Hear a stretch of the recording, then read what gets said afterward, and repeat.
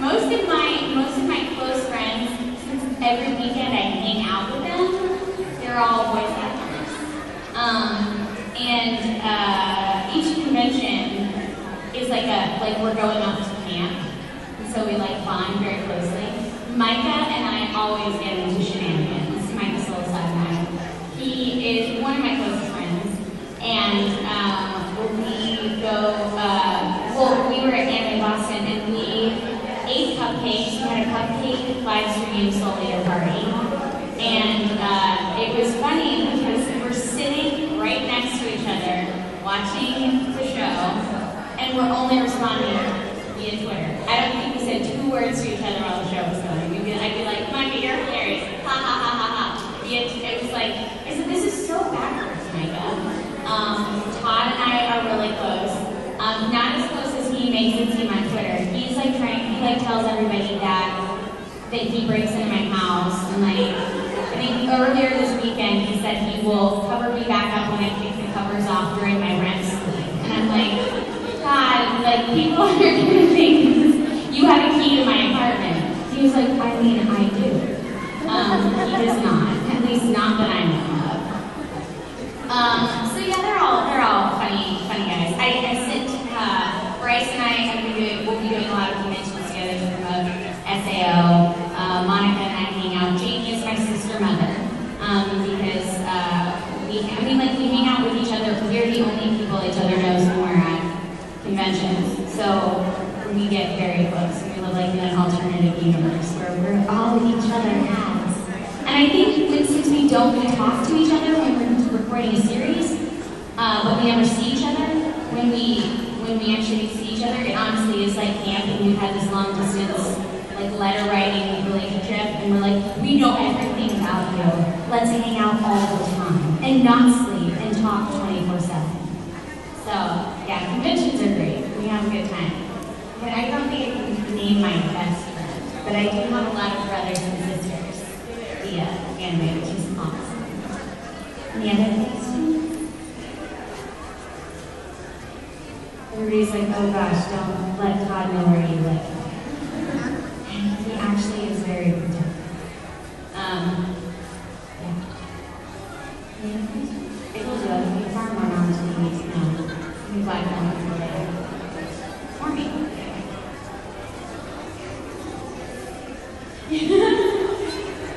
Everybody's like, he's urban. He's on the intern. Oh, in case he doesn't know, this is not really happy news, but I have this app and I cannot sleep. Did anyone watch Collision? So a friend died last night. I'm very distraught about it.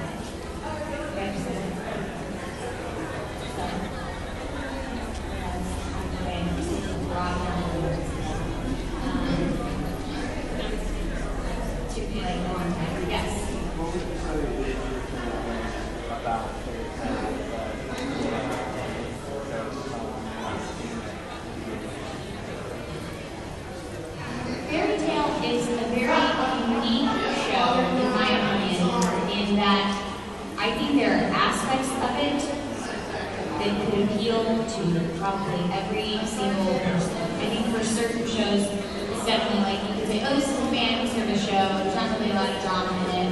Fairy Tale has some really dark, heavy, serious, dramatic moments. It has some crazy, wacky, fun, comedic moments. There's always there's always the magic of friendship thing. So it's perfect for bronies if you want to watch something else.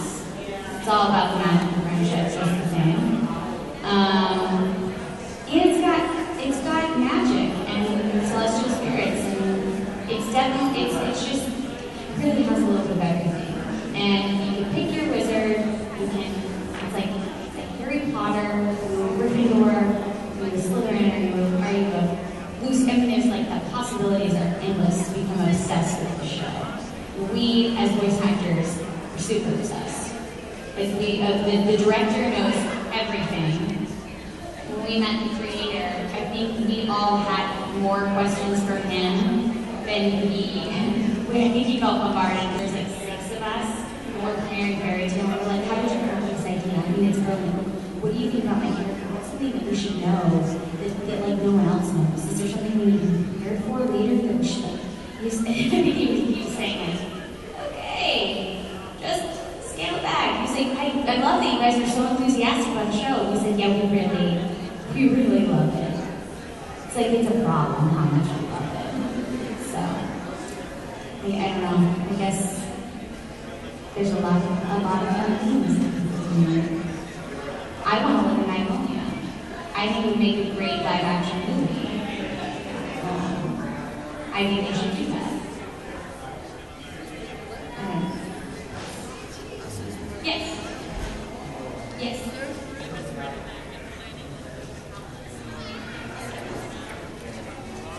Oh, good Lord. That episode, well, here, I'm a perfectionist, and it's easier for me to play myself. It is not easy for me to be Gray, because I've felt the whole time being like, I need to be the best Gray possible. Everybody's going to be like, wow, she did a good job, she sounds like Gray. There's no way that I can sound like me. There's just not. So I was like really hard on myself. And we did that, like, I think everybody was like that on the characters. So finally, like, after about 5 minutes, we just embraced it, that it's going to be silly and it's supposed to be silly. It was a lot of fun. And I was lucky enough to be able to record last.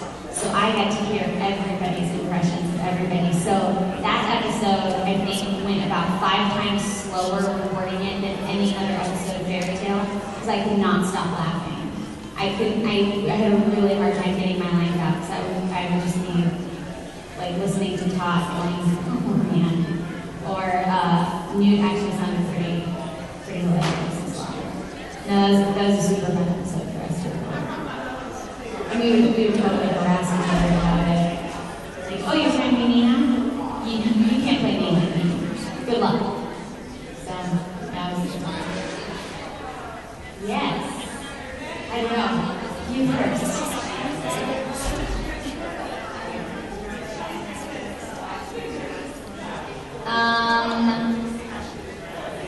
I would say I really like the dark, dramatic shows that are very,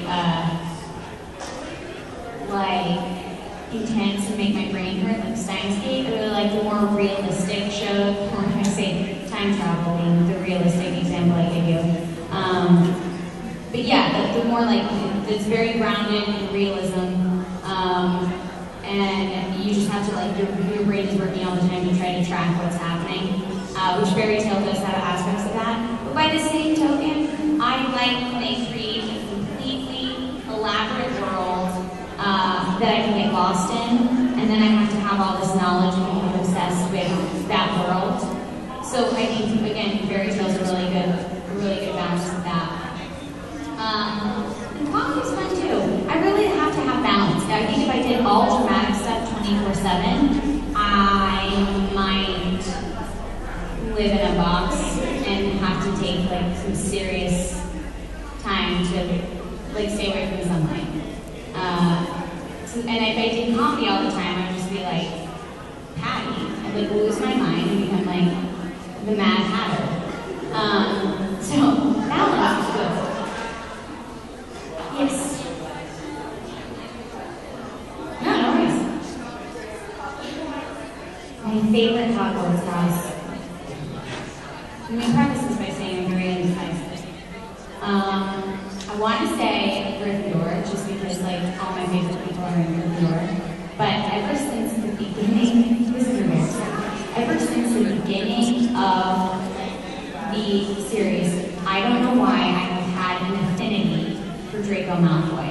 And I always feel like, and then in the movie, in the very final movie, I won't tell you what happens, but I was like, I swear, he's not all bad, everyone. We were talking about who's going to be the new Doctor, and I wanted to be Draco. Let him show his true colors. He was originally supposed to be Harry Potter before they found Daniel Radcliffe. And I think Daniel Radcliffe is fantastic. I love him as well. But I don't know why. There's just like, I feel like there's something hidden in there, though. And I really enjoy that. But I don't know if that would make my favorite house. I tried to figure out what house I would belong in, and I was like, it said I was like a Ravenclaw or Gryffindor, and I just wanted to pick Gryffindor just to be with friends. I love that. Oh, I have to do that. It's so exciting. Yes. I did, when I first got cast, I read the first couple of volumes, and then we started recording so fast that I was getting behind. And again, I'm a perfectionist, and I started getting behind, so I abandoned that. But since they're putting the anime on hold, I think I might try to pick back up and get ahead, because I need to fill my time with some fairy tale. That's been a huge aspect of my life for the last few years. So any sort of downtime, I think I might have a nervous breakdown, or at least a meltdown. Yes?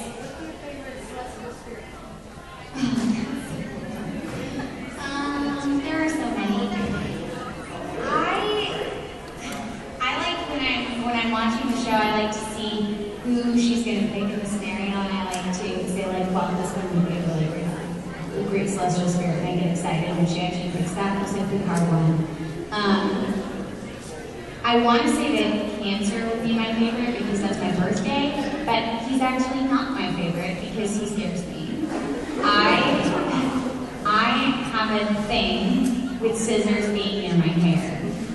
If I'm paying somebody to get a haircut, it's because it's taking me at least 6 weeks to 6 months to like solidify that I would like a haircut. And I always have second thoughts the day of the haircut, like I should just cancel. So I would not, I think I would be like, oh, I'm calling you, stay over there, like as far away from me as humanly possible, and attack them. Taurus is probably not one of my favorites as well, just because he kind of makes me uncomfortable when I'm recording, which means that Cherami does a great job recording the voice because he's supposed to make me uncomfortable. I love Aquarius. I love that she's sassy and hostile, and Virgo is pretty funny as well. But I think Loki is probably my all-time favorite. I love that little like love triangle between her and Loki. I didn't want her to be with Loki, but I liked that they kind of alluded to that a little bit. And the second two-part to that question is, no, I don't know who I would like to listen to end up with. I know that as a fan of the show, it should be Natsu, because that's just like the lead female and the lead male should be together. But when I played Lucy, I'm like, no, he's like her brother. That's wrong. And he has like a lady friend that I think is a sweeter match for him. You guys know what I'm talking about? You know? It's not, I think that's, I just like them being together. But I know. But I just like, I like that in the hair. I don't know. Maybe Natsu will surprise me. And I'll be like, oh, you are worthy of the Lucy. Todd will be standing in my closet like, hello. Have you picked Natsu? Todd, get out! So yeah. No, Todd's not a creeper. He must not hurt me. Yes? Question. I know you did Asna and Sora. Did Yes. you read the novel? No, I did not. I didn't know much about Sword Art Online. I went to a panel, and somebody said, you know, you should watch this show. So I'm always trying to figure out shows that I should look into. And I've been very fortunate that I've watched the show, I've become obsessed with the show, and then I find out they're auditioning for the show, and then I have to pray to the voice acting gods to please have fortune upon my audition so that I may get cast in this role. And I watched the whole series, became obsessed with the series, and then luckily when I auditioned for it, I had like 3 callbacks, and I was very, very nervous, and then they hired me and I got cast, which was cool. But I hadn't read the novels, and somebody told me that I should read the novels because there are more arcs. so they could potentially do more seasons. Bryce and I have discussed that please do more seasons. I told Bryce, I said, we were doing an interview actually in the airport on my way here. I did an interview with Bryce on the phone as well. And they said, so do you guys feel like it's very realistic? Why do you think that the relationship is so enticing for people? I said, because it's so honest and it's very real. And they have a family together. And, oh gosh, I'm so sorry. Well, okay. It's a love story. I said it's like The Notebook in video games. With a lot more fighting. And a lot more depressing things happening than even in The Notebook, which is said a lot. So, yeah. As they were working, they told me that they have a fairy tale deck as well. And I now want to get a fairy tale. It's going to be like Pokemon with my fairy tale and essay. I'm going to lay down my characters and I'm going to try to get the other voice actors to play with me. And I'm only going to videotape it if I want. Because I have to like restore my self-esteem from yesterday. Losing to him. He was so good. Oh my gosh, that's nice. Any other? Yes. Was there ever an anime that may have gotten likes that did not get a dub that you would want to act in? That didn't get a dub? Well, there's a lot of things I would love to act in. But as far as I know, the new Sailor Moon does not have a dub yet.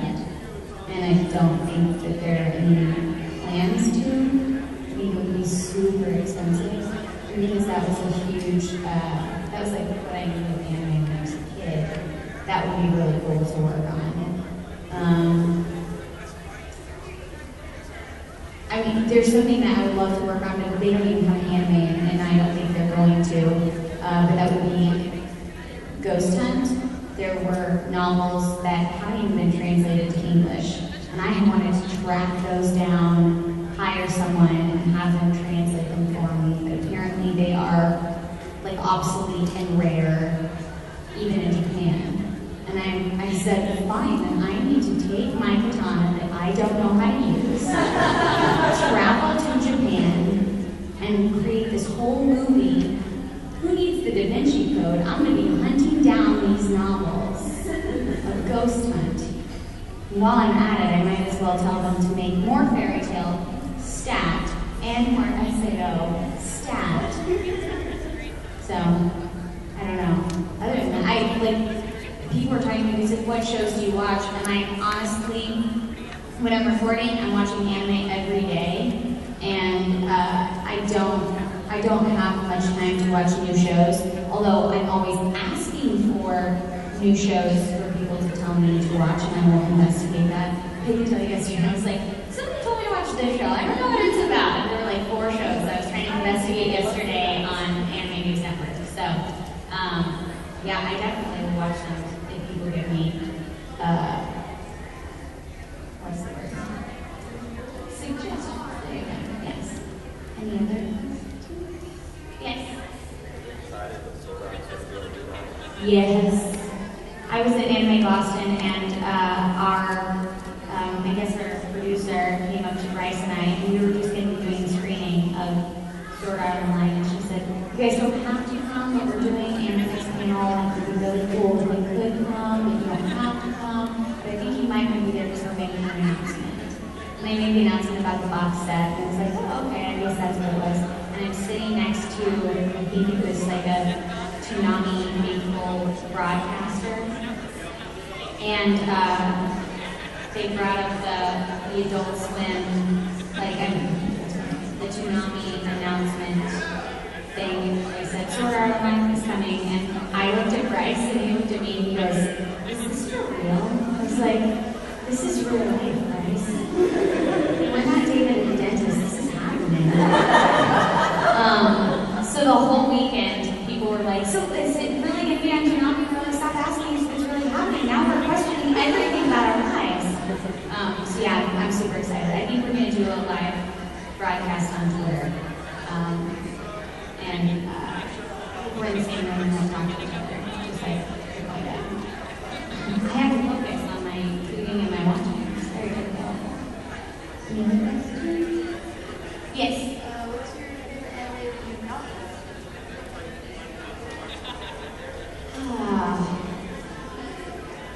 I haven't gotten to watch any new ones yet. It used to be Shauna.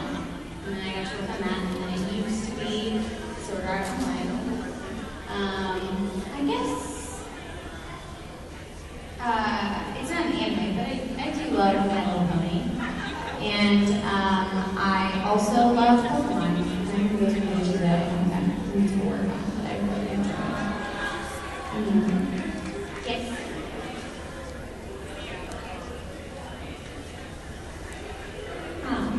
Julia and Gray. I think. Julia and Gray or Rosanna and no, it's Julia and Gray. I mean, Gray just needs to man up. Just accept what he's supposed to do. Yes.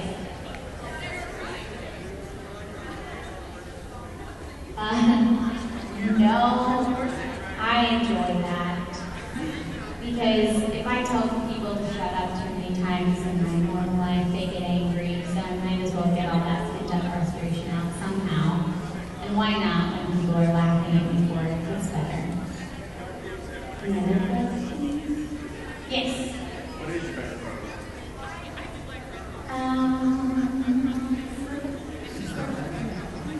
Yeah, I can't do the new ones because I don't know what they're going to be, but I have a feeling that it would be, I love fairies, so I have a feeling that might change things. But I really love Squirtle. He's so cute. I love all the ones that are in shape of the stars just because I love stars, but I don't think anything can top Squirtle. Or Eevee. Eevee's really cute. My fiance loves Pokemon. He was playing Pokemon Stadium. And I don't play video games against him because he's ruthless. And he was like, please play with me. Nobody wants to play with me. I was like, nobody wants to play with you because you take everyone down and you're very hostile. He was like, would you please, Cherami, just play with me? And I was like, okay, fine. So I picked all of the cute Pokemon that had me, and I did not on purpose. I was like, well, I want Team Adorable. And we're gonna be your team, Ugly and Powerful. And I'm fine with that. And I was not trying. I'm like, oh, that looks fun. Oops, that backfired. And then like as it went on, I almost beat him. It was like he was sweating it. And his roommate looked over and goes, John, she's almost beat you. And he goes, I need you to stop talking right now. And I was like, Team Adorable is awesome. And then afterwards, his roommate said, Cherami, you took it a little more seriously in the beginning. You could have won. I was like, I know, because cute trumps you're evil and powerful. That's what happens when you try to play me so that you can beat me.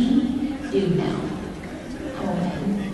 No, I had like Eevee and Squirtle and the fairy and no, I did not have I had Diglett.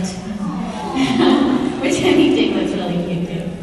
I can't remember, but I was flipping through and I'm like, that one looks too powerful. It's kind of cute, but no, I don't like it. He was like, you just said that one looks too powerful, you're not playing it. And I was like, precisely, my good man. He's like, you picked all of like the unevolved forms. I was like, they're precious when they're unevolved. I like them. Any other questions? Yes. Like the Japanese know penny stocking, everyone knows, scanning these socks are infamous for doing the building the R's thing, and they said like, I know they didn't do that in the English dub, but can you roll your R's at all? Can you do that? So okay, so your question is why did we not do the rolling of the R's in Canyon stocking? Oh no, it's just like I was just wondering if you can at all do that. Are you good at rolling your R's? Oh yeah, no, I totally can.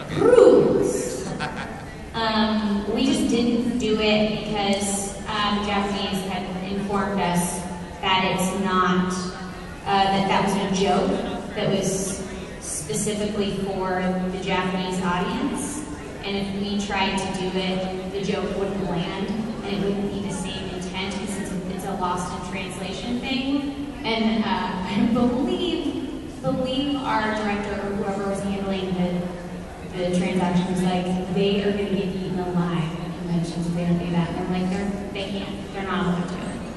So we were like, they're killing me.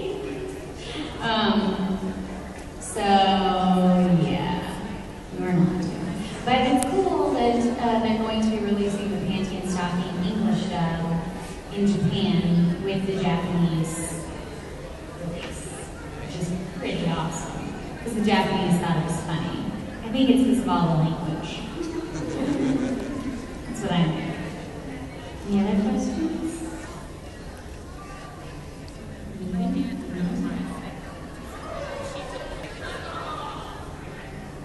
I always tell a story about, oh, yes. Who's my favorite pony? Twilight's our home. My favorite color is pink, she's sassy. And she's awesome. I didn't think that was going to be my favorite pony, but it is.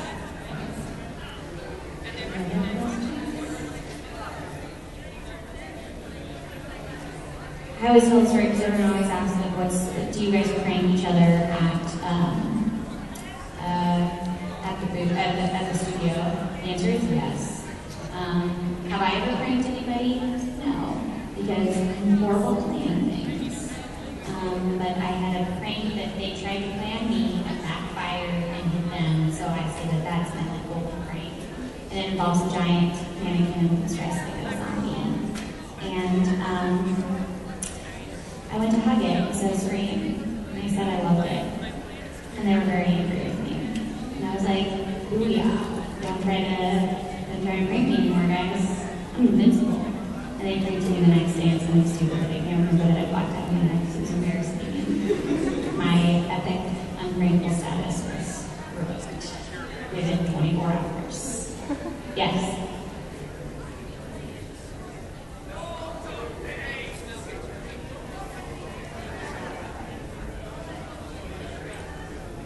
No? What happened?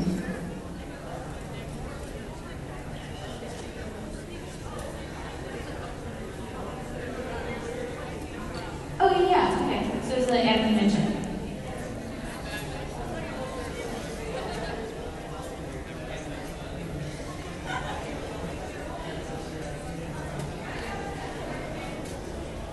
Awesome.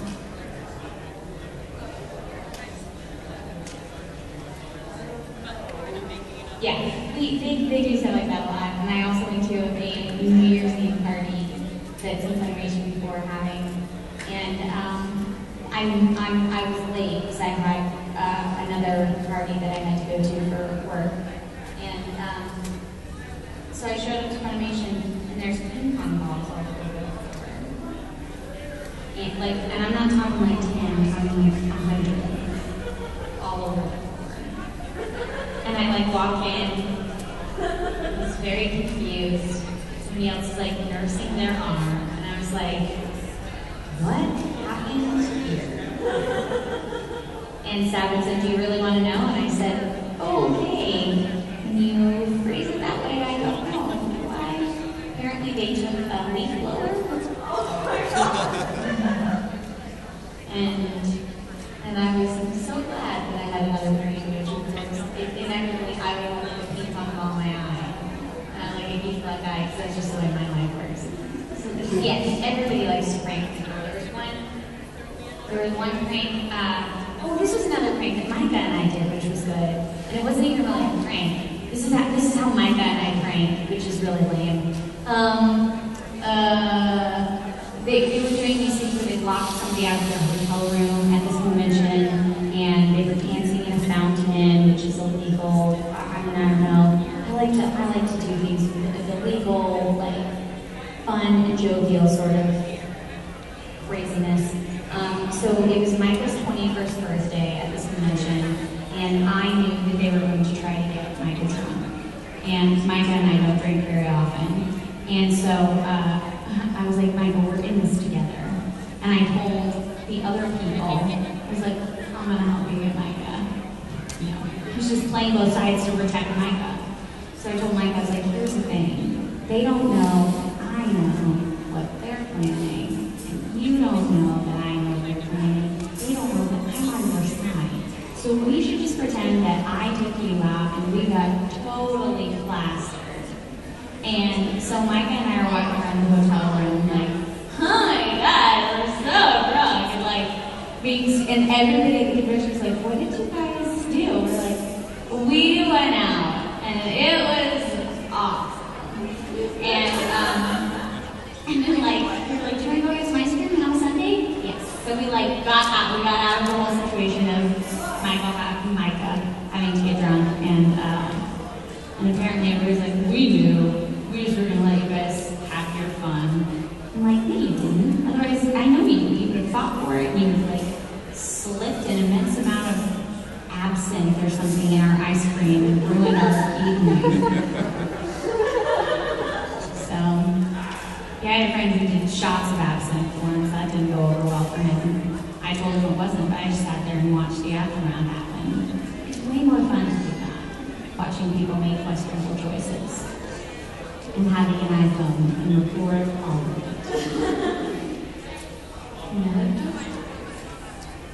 Yes.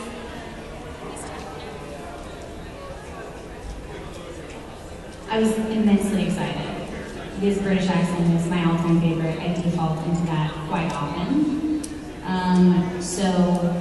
And everyone, we live in Texas, where we're actors, we do Shakespeare and things like that. We can all pretty well do a decent British accent, but we never get to use it because we live in Texas. So when we were auditioning for Black Butler, I've never seen people so competitive. And you saw the true actor come out. Like these people are like going over these lines like old invisible Hamlet. So, and it was pretty funny. So I went in, and my favorite is to do the Cockney accent. That's my favorite. That's not there wasn't really a Cockney child. So to do a royal British accent for Lizzie was a little difficult for me in the beginning because I like doing the quirkier British accent better. But yeah, I was super excited.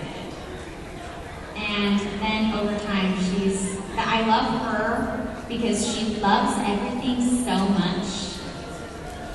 I always say, like, when I started working with her, I'm like, if she was given a kidney, she would, like, hug it so much that it might die because it couldn't breathe. She's like, I love it so much. And I feel like that's kind of how Ciel feels, like she smothers things so much, but she does have.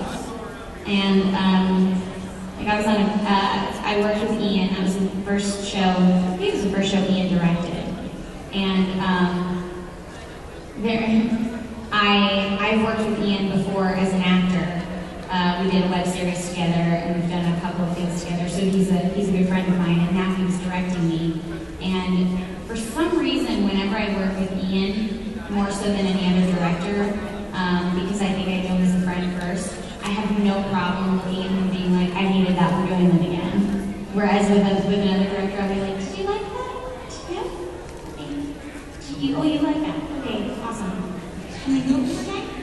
You know what I'm saying? Okay. With Ian, we'll be like, we're running short on time. I'm like, again, hit the beats, man. So when we worked, something I was gonna rap or something. When we worked on Dance in the Vampire Buns and then Shauna, he's like, you turn into like a crazy warrior. Like you walk in, you're like, yeah, it's so good to see you. You get the door shuts and you're like, game face. And I'll like look over and he'll be like, what'd you think about that? I'm like, again. He's like, you know what I mean? Did you watch it? Again. Okay.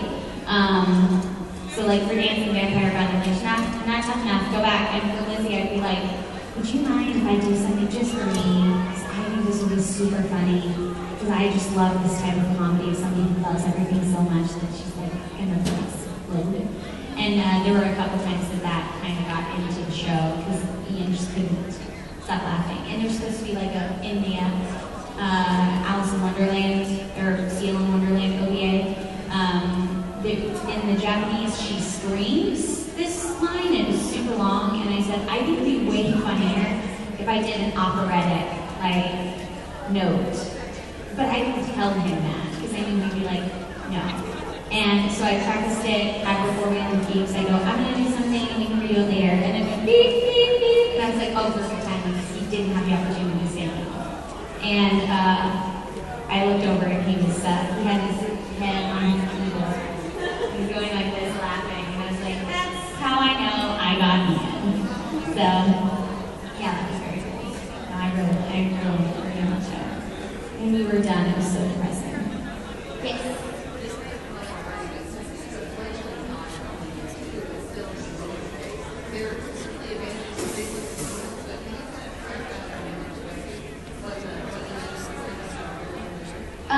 What I enjoy about smaller conventions is I can actually experience the convention. I can go into the dealer's room, and I can go into the artist alley.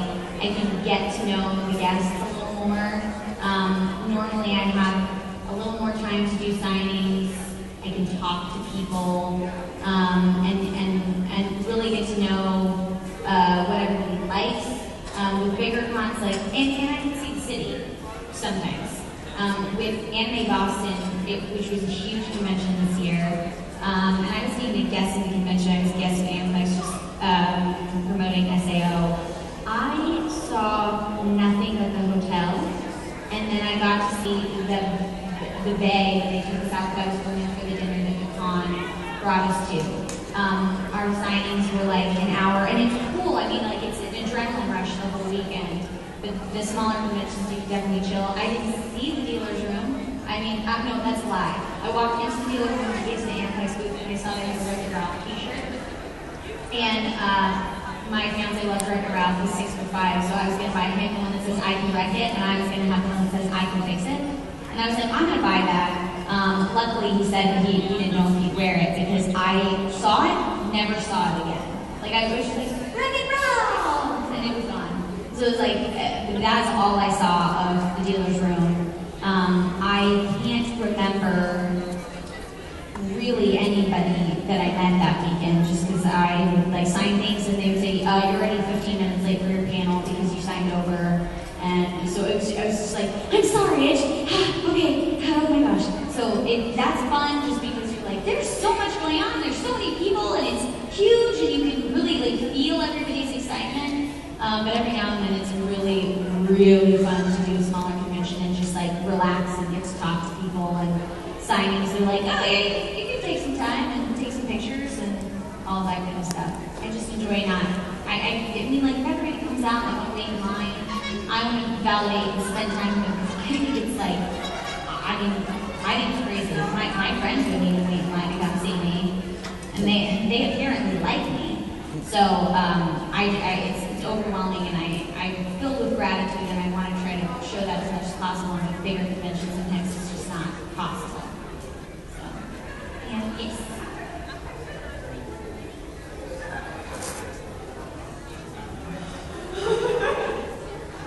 Yes, but I don't want to talk about that situation.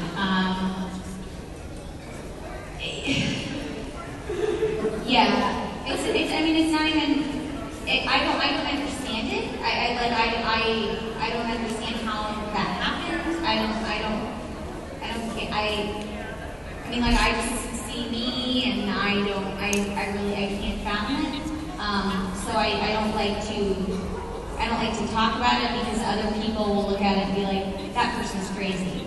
No, he's not crazy. I'm sure he's a lovely person, but the way that he came across in the situation alerted a lot of people, and my perception of the situation just was elevated because I was at a convention, so I can't like judge it well. I just know that when I have people around me that say, we can't take any chances and we can't have you be around the situation, I have to follow what they say, because they start saying things like, if you take this to another level, you could be jeopardizing people that you love and things like that, because we don't know where he's at or how personal he feels things are. So I don't like to discuss it, just because I don't want people walking around being like, that person's crazy or anything like that.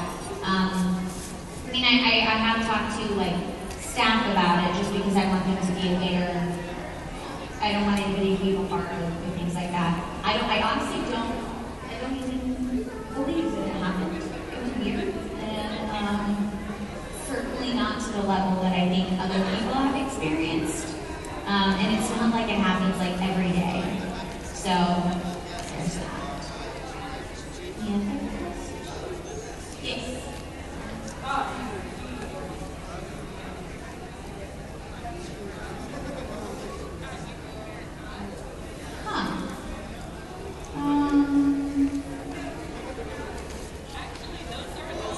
It wasn't really strange necessarily. I mean, I get where they were coming from, but oh no, this was pretty strange.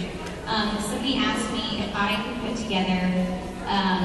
It wasn't strange, but I made it strange in my interpretation. If I could put together a band of voice actors, who would it be and why? And my interpretation was a band of hobbits go on a journey. Okay. And so I started like listing small voice actors because I wanted it to be as authentic as possible. And I said, and obviously we're going to need a lot of letter openers. And everybody just looked at me and I was like, we were talking about a band of hobbits, yes? They're like, no, a rock band. And I said, wow, I just took that to a whole other place. So my rock band, actually, I surrounded myself with every like male voice actor probably known to man. Because I was like, I want to just surround myself with all of these older brothers.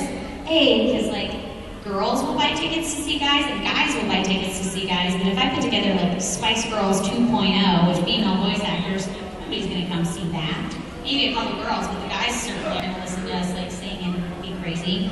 But guys, 100%. Like if I have Vic, Todd, Micah, Bryce, Travis, Troy, Patrick Seitz, Tatum, Aaron Disney, like, see what I'm saying? Like, I'd be a great manager of said band. And I also have like a group of like gentlemen that I'm hanging out with 24/7, and I have a bunch of brothers. Like that's a good time. That'd be a fun tour bus, occasionally. We'd have to have lots of mirrors though. Just make sure everybody's hair looks great. Don't want to disappoint the ladies.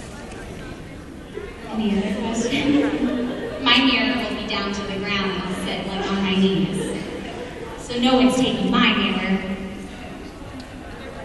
Yes. My favorite food. Well, I love cupcakes, but I can't have them with gluten in them anymore, or at least not very often. So right now, anything that's gluten-free and sweets and tastes good, I'm eating this 24/7. And I enjoy cheese, but I should not eat that as much.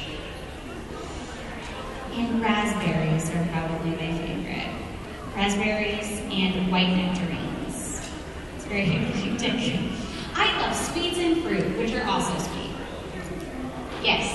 Next time I go to any convention that you were at, I have a cookbook, a baking book, and I have a whole section of gluten-free stuff. I will make you something, and I will bring it next time I go to any convention that Oh you my were at. gosh, you're a rock star. We'll eat it all in front of you. I'm going to get my phone and put it On the spot. I did, on an anime show, I got the nickname the Cupcake Fairy because I shoved a cupcake down Tatum's throat. He said he didn't want one, and I said, Tatum. And he was like, I don't want one. I was like, I didn't eat. And I got offended. That he didn't want a cupcake. And Terry was like, Tatum, eat a cupcake. He goes, I really should watch my sugar intake. It was like, I'm offering you a cupcake and you're not going to eat it? And this is like being recorded. And Tatum says, Cherami, it's nothing personal. I was like, Tatum, eat the cupcake. And then it like progressed to me going, come on, Tatum, come on, Tatum, eat it. And he did. And he liked it. And Jack said it was fantastic. So he was like, gosh, you're like a little fairy turned like mischievous nymph. Like you're like, eat it. It's lovely. You're like Tinkerbell. Yes, I am.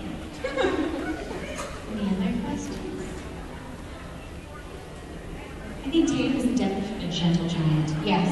Just a fun question. I heard somebody asked it the other Monday, but there's a radio program that says, what old 45 single do you listen to that no matter how bad it is, you're still going to listen to it?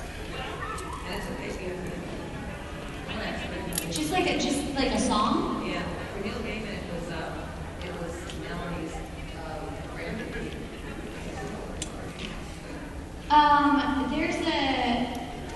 There's a song that's called, I think it's called Bicycle.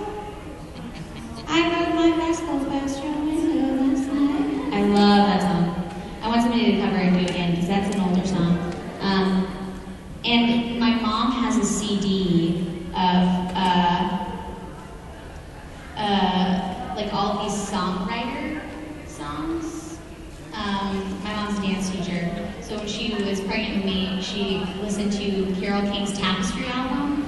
My mom and I know that forwards and backwards, and whenever we go on road trips, we sing that loud all the time. So any Carole King song, probably any Janis Joplin song, and there's a song that Billy Joel sings called Vienna. It's Vienna Waits for You. That's a fantastic song. I just love music in general. Well, let me point out the song you were just talking about, that is Melanie's brand new song. Oh, it is Brand New Key, yeah. I love that song. So you guys say something about that? That's amazing. No, it's my mom played that for me, and she's like, this is an older song, and I was like, and I think I was like 8 or 9, and we listened to it for 2 days straight. My mom was very tolerant. I was like, can we listen to the bicycle song again? She's like, okay, can we listen to it again? I think my mom's like, we're gonna have to put something else on, anything but this. So, yeah, I don't know if there's like I would like to say there's like a Disney Channel singer song that I listen to, because I know everybody wants to like a guilty pleasure song, but I don't know if there's one that I like have to hear all the time. I probably have Brand New Key song. I love that song. Yes.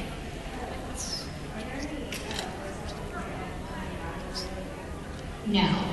I know that there's other people that do. I always say I would rather have a group of friends that we all like support each other and have more friends than have a rivalry. Because sometimes the rivalries get too real and some like people might take something personally and it's done in jest and they don't. It's just, I don't know. I just have too many. Like Micah Solusad and I were talking about doing like a kindness club, where we were going to start like at anime conventions and have like a Facebook page like the Kind Club, which I really do want to do. So that's like the antithesis of a rivalry. Be like, we get hugs in the Kindness Club.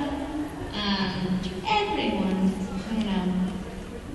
No, I love all the people I get to work with, and they're all insanely talented, so I don't think I could ever have a rivalry with anybody. I'm super excited when they get stuff, and they're super excited and supportive when I get stuff. I try to sometimes create rivalries with the guys, because I know that's like not a big deal. Like Bryce and I were trying to see who's going to be more popular, Asuna or Kiriko. Oh, I know it's going to be Kiriko. There's no way about it. So I'm going to wear a Team Kiriko shirt, and he's we're gonna vote for the opposite, because I know I'll win that way. So yeah, exactly. They'll advertise for me, and we might give me some extra votes that way. I'm playing the system. Okay, I think we have time for one more question. Yes.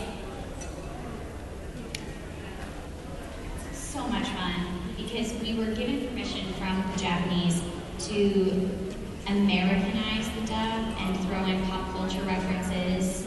And I have been a DJ at Radio Disney. I had my own live radio show from 8 to midnight on Saturday and Sunday, so I'm playing Jonas Brothers and Miley Cyrus and talking to all these kids on Marry the Jonas Brothers. And that was cool, because I would say, really, I'm going to marry a Jonas Brother too. So there's a bunch of those tracks. But when I was doing that on Saturday and Sunday, I was also working at Funimation, working on Star Trek Frog. So that's why there's a ton of Miley Cyrus references and Jonas Brothers references and Demi Lovato and Disney Channel because we could, and Lindsay Lohan. There's like we put pop culture stuff all up in there because we're not allowed to for anything else. So it was kind of our chance to become a little bit like Family Guy and throw some references in there and change the lines to make songs. And it was challenging, but it was really fun. And they didn't threaten. There were people that were saying they were going to buy me a Miley Cyrus sleeping bag so that I would have a place to sleep at the studio. Because I was going to school and I was working at Radio Disney on the weekend, and I was working at Funimation from 10 to 10 at the time. So they had like 16 shows going all day long. So I was like, I'm just going to take a nap. So they were going to buy me a Miley Cyrus sleeping bag. I was like, please don't. I mean, I love Miley Cyrus, but I just don't want anybody spending money on a sleeping bag when I'm not sleeping. If it were like Tinkerbell or something like that, or a princess, I would have been all about it. I have an issue with having like a face of a real life person anywhere where I'm sleeping. Cartoon is a totally different situation. It's someone else's face staring at me, and it's like a blanket. No. I don't like it. I feel like they're gonna kidnap me later. I don't want Hannah Montana kidnapping me. I don't want to go to the best of both worlds. So yeah, and you see, this is how Sergeant Frog happened. We would be joking like that, and we'd be like, "Oh, so the frogs really have the best of both worlds." I'm like, "Don't make me say that, please. Don't make me say that." So it was all over the place. There's references all over, which was so much fun.